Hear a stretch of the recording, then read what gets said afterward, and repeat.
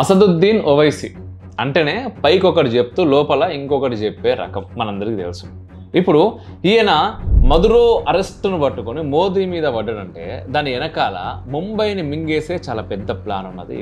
ఖచ్చితంగా మీరు ఇది వినే ప్రయత్నం చేయరు. అది ఎట్లుందో ఈ పాయింట్ చూస్తే మీకే అర్థమవుతుంది. చాలా క్లియర్గా నేను చెప్పబోతున్నాను. ముంబై అనే బంగారు బాతు మీద కన్నేసిండు.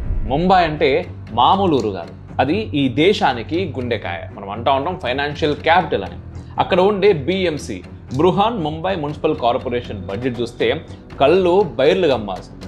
కొన్ని చిన్న రాష్ట్రాల బడ్జెట్ కంటే దీని బడ్జెటే చాలా ఎక్కువ.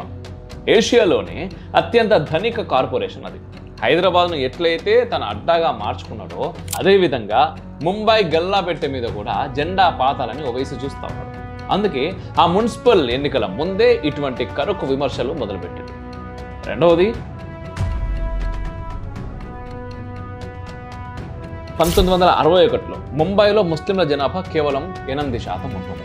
కానీ 2011 సెన్సెస్ వచ్చేసరికి అది 21% పెరిగింది.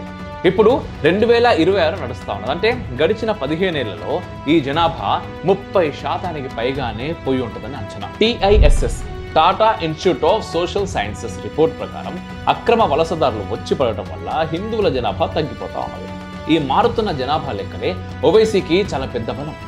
ఈ ఓటు బ్యాంకును అడ్డం పెట్టుకొని ముంబైలో 50 సీట్లు గెలవాలని ఆయన స్కెచ్.